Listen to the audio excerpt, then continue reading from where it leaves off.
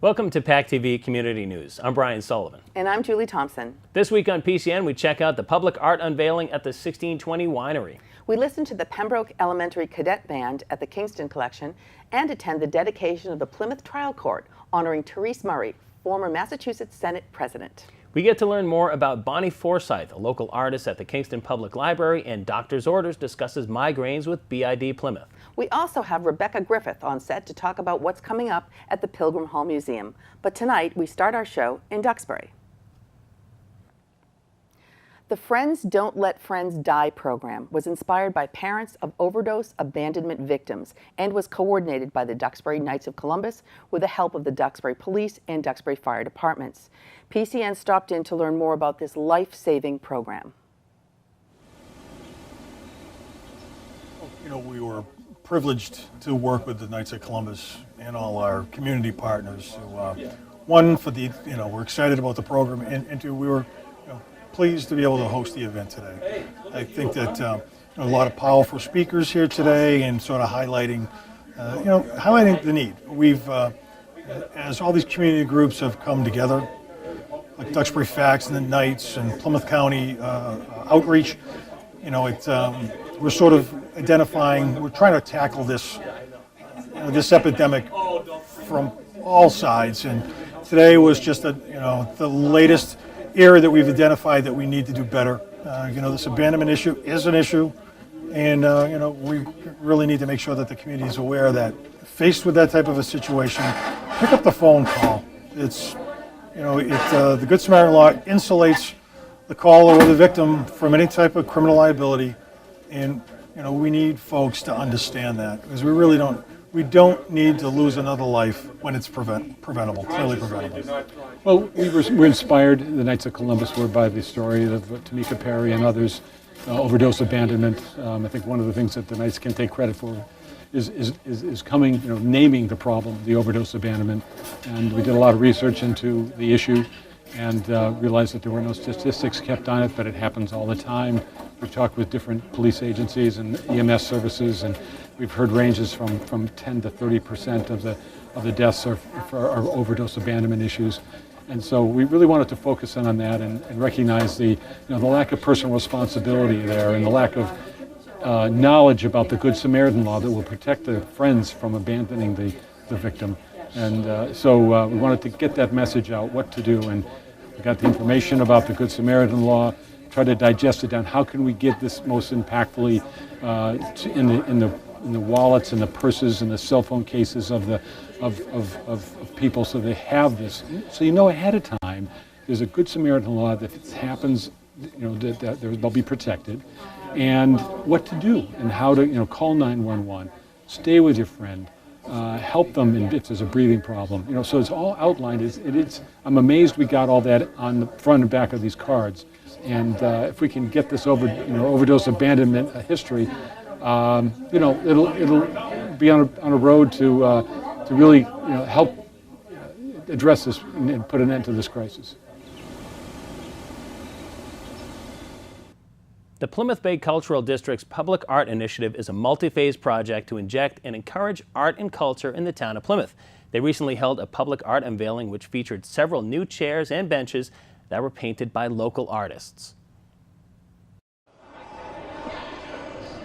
Tonight is a continuation of the Public Arts Initiative, which was part of our Patronicity fundraising that we started last fall. And we raised over $13,000. We were then matched by Mass Development for another $13,000. So this is one of a few phases. Earlier this week, we did the skate park mural. This is the what we call the public arts, which is all the Adirondack chairs, tables, and picnic tables that have all been painted by local artists. And then we'll have the utility boxes coming up in another few months, as well as murals on the Market Street Bridge and also the Main Street Extension bridges. If this does look familiar, the Adirondack chairs as well as the tables and the picnic benches, we've already have many of those already along the waterfront at the South Park, Pilgrim Park. We also have them along the waterfront, as well as other areas around the downtown area. And this is just an addition to. We're actually hoping to get a couple picnic tables that designed by some of the local artists. that we're going to have up at the Forefathers Monument, up on top of Coles Hill.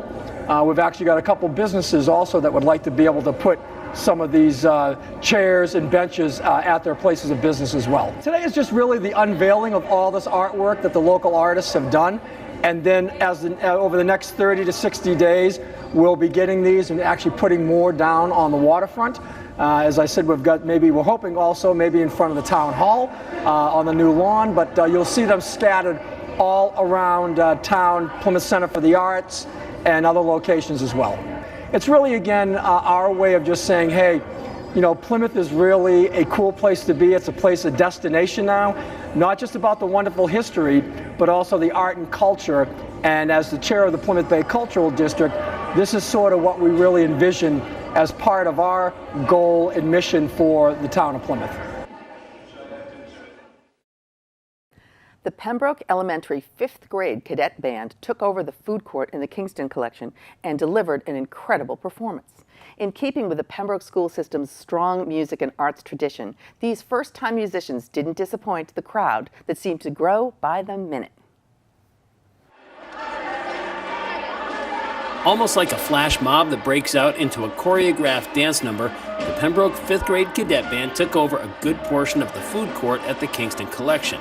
Granted, they took a little longer to set up than your run-of-the-mill flash mob dance crew, but the audience and passers-by were just as mesmerized. This is the Pembroke Elementary 5th grade cadet band. What we're doing today is we're giving them their first public performance. And what we're trying to do is get our beginning band musicians out in the public, playing for the public.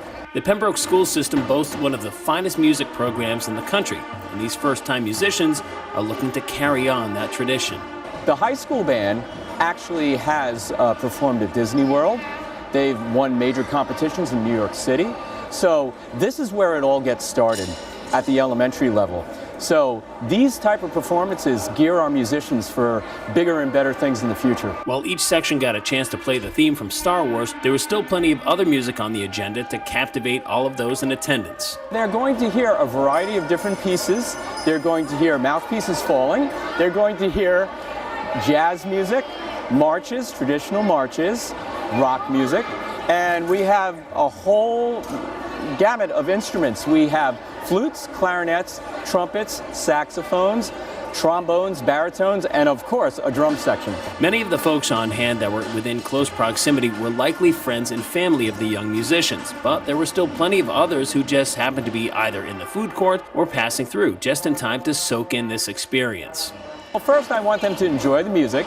I want them to appreciate the fact that elementary musicians are making this music for them, and I want to make them aware of how important music education is in public schools. In Kingston, I'm Brian Sullivan reporting for PCN.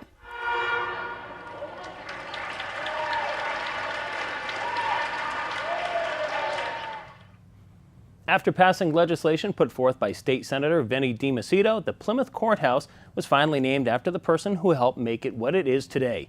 PCN was there for the unveiling of the Therese Murray Courthouse. As many people know, Senator Murray was my predecessor in the legislature, and I actually had the privilege of working with her for 16 years in the legislature. And watching this process actually play out and seeing the building of this building and what it took to keep this courthouse in Plymouth, in the Shire town. It took about 15 years, but we finally got a courthouse on this spot in Plymouth, back into the Shire town.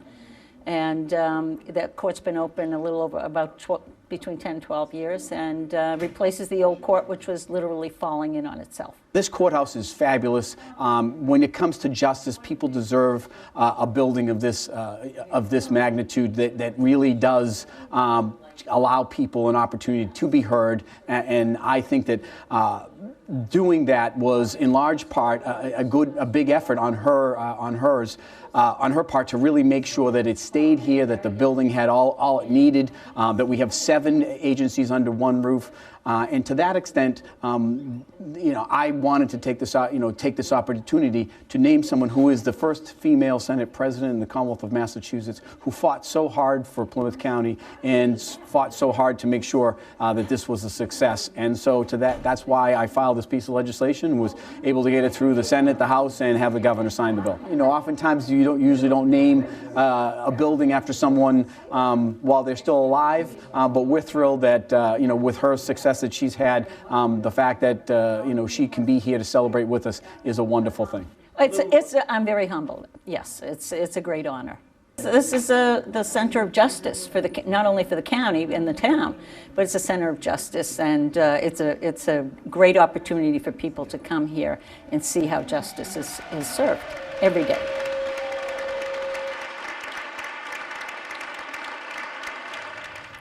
How wonderful. She's so deserving of this. Senator Murray was such a big part of our state, and especially the Plymouth area, for so long. Yeah, a kid from South Boston, I believe, who came down here with a dream, and boy, what a legacy she left behind. Yeah. And hopefully, we never have to find out how great that courthouse is. I did go there to fight a speeding ticket, and I did okay with that, so it was nice. It's a beautiful courthouse, and congratulations to her. Artist Bonnie Forsyth has overcome some of life's greatest obstacles and has found a way to express herself through her abstract art. Born with autism, Bonnie had been nearly written off by many skeptics, only to keep pushing forward to become the artist that she is today. We spoke with her mother and art instructor at her art exhibit in the Kingston Public Library. She really works hard with her teacher and coordinator, Nancy Conley, and they work together, and each exhibit that she has is different. This particular exhibit is called A Quiet Smile, and I love the title of that. And the pictures would be better explained by Nancy and Bonnie, because there's quite a complex process that goes into her paintings and her art and her development of the piece. What we do together is printmaking, and the method that we use is called monotype or collograph. We've known each other for over 20 years, and we've tried lots of different things. What I've learned is that Bonnie loves color, she loves to organize, she loves to move things around, and so do I. So it's a good collaboration. We work next to each other.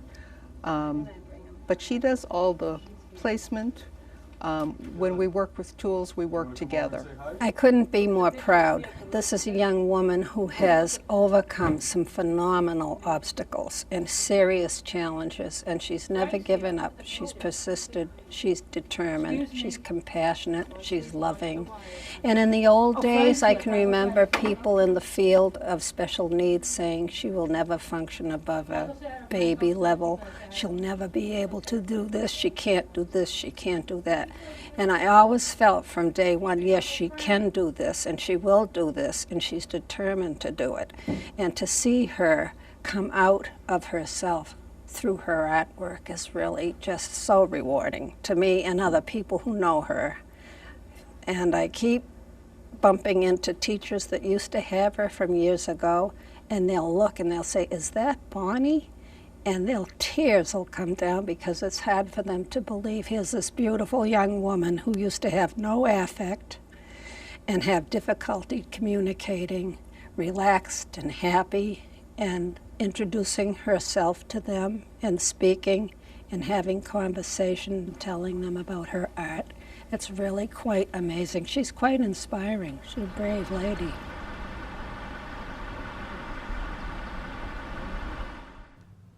Dr. John Pettinato, Medical Director of Neurology at BID Plymouth, talks about migraines and how to treat them on this month's Doctor's Orders.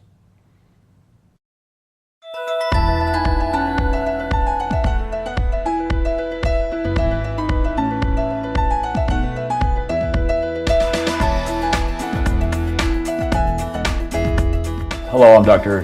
John Pettinato, Neurology Medical Director at Beth Israel Deaconess in Plymouth. I'll be talking about migraine headache on PCN's Doctor's Orders. Migraine headache is a throbbing pain, usually on one side of the head, associated with sensitivity to lights and sounds, as well as nausea, and in many cases vomiting. The headache typically lasts a day, but can be much longer, and often is severe enough to keep the patient from experiencing the things they need to do every day.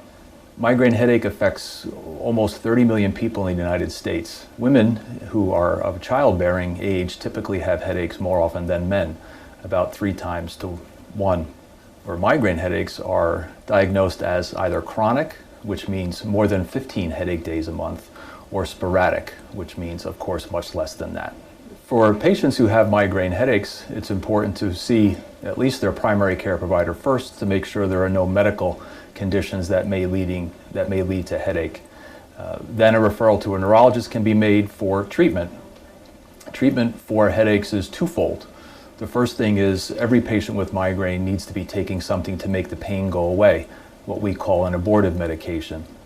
Often patients will take anti-inflammatory medications such as Excedrin or Aleve or ibuprofen, which often aren't very effective. There are 7 FDA-approved migraine medications that work only for headache, and those are the medications that should be taken first and foremost. For patients with chronic migraine, they need a way to control the headaches better, to make them less frequent and less intense.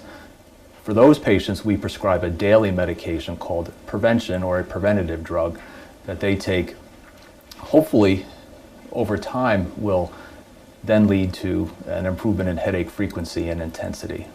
For patients who don't do well with medications, treatment with botulinum toxin is available.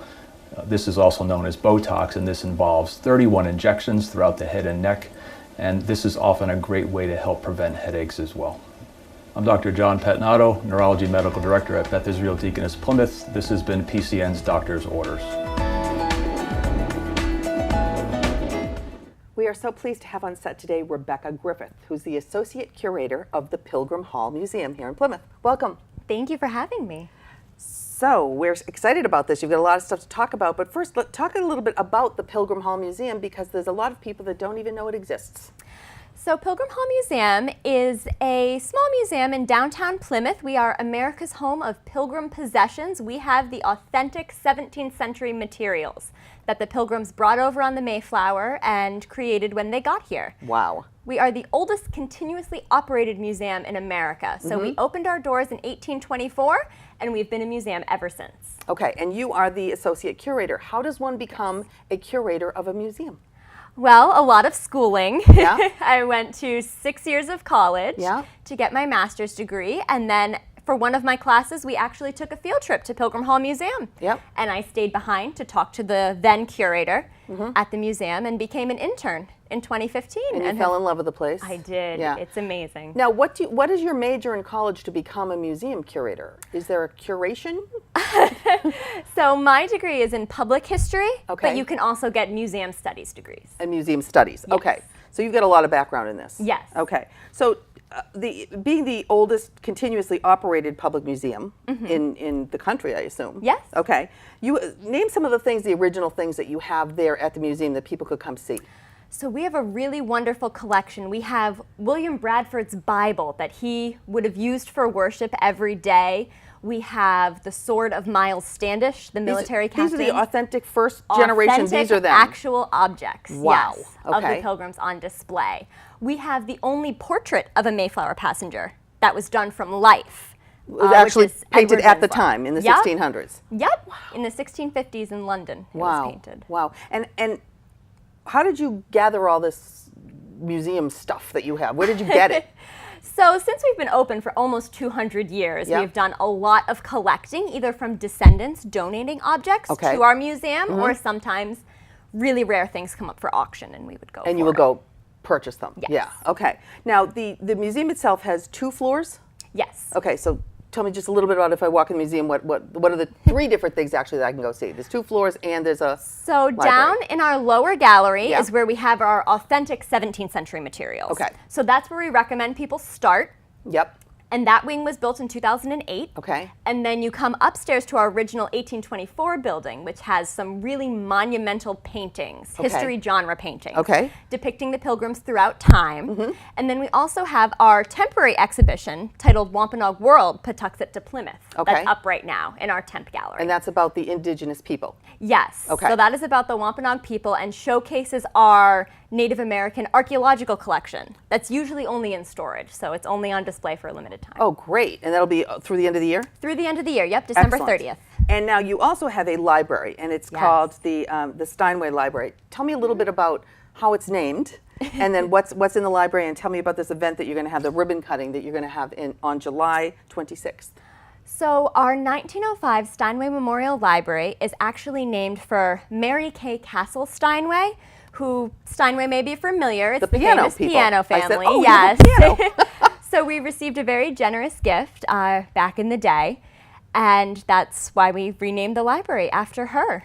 And you have been renovating the library for the last 7 months, We right? have, yes. So the library has actually been closed to the public since January of this year. Okay. And we got a grant from the Mass Historical Commission to renovate the library and get it back to its original 1905 look. When it first opened? Yes. And that includes, talk to me about the ceiling and the tiles and all that, because it sounds fascinating. So first what we did was historic paint analysis to find out what the actual color of that room was. Okay. So if you had been in it before, it was a really bright red.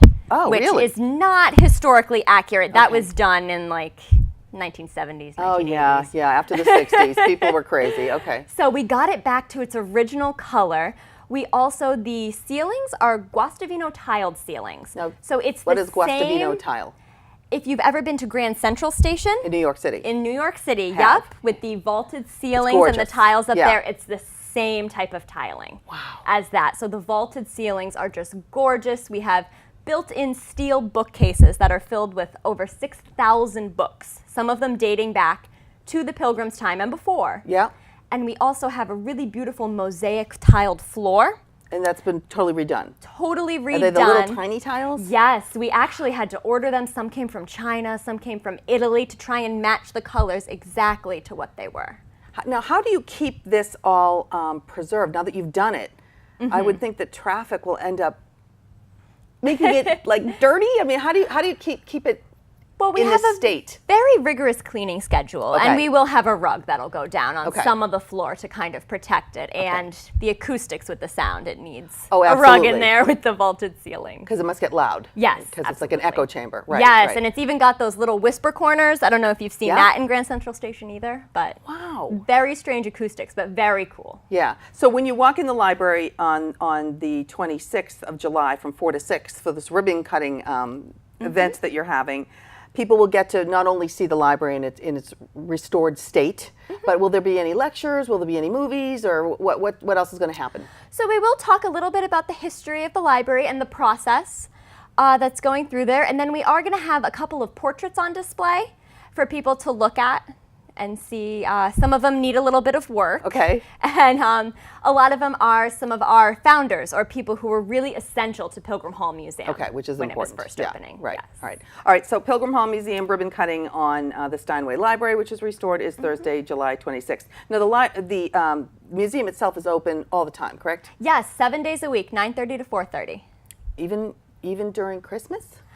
We are closed Christmas Eve, Christmas Day, New Year's Eve, and the month of January. But we are open on Thanksgiving. Thanksgiving Day, you're open. Okay. Yep. All right, great. So, and if people want to find out more information about the library, you have a website? Yes, we do, pilgrimhallmuseum.org. Okay, excellent. And any closing remarks about the museum itself and the future of the museum? So we have a lot of really big plans, of course, with 2020 coming up, the 400th commemoration anniversary. A lot of really exciting things are happening at the museum and the town of Plymouth in general. Right. So I recommend everyone go online and check it out. So you're going to be interwoven with all the 2020 events. Pilgrim Hall Museum will be an intricate part of that, clearly. Of course, Clearly. yes. Okay, and parking? Because that's always, people always say about parking. We do have our own parking lot behind the museum. That's great. Excellent. For our visitors. Okay. So we're looking forward to see, and everyone should go visit the Pilgrim Hall Museum. Absolutely. Okay, thank you so much, Rebecca. Thank you for Great to having have me. you. And thank you for watching. If you want to see the show again, you can check out our website, and PCN's also on YouTube. Be sure to follow us on Twitter, like us on Facebook to get up-to-date info. We'll see you next week with a brand new PCN. From all of us at PACTV, have a great week.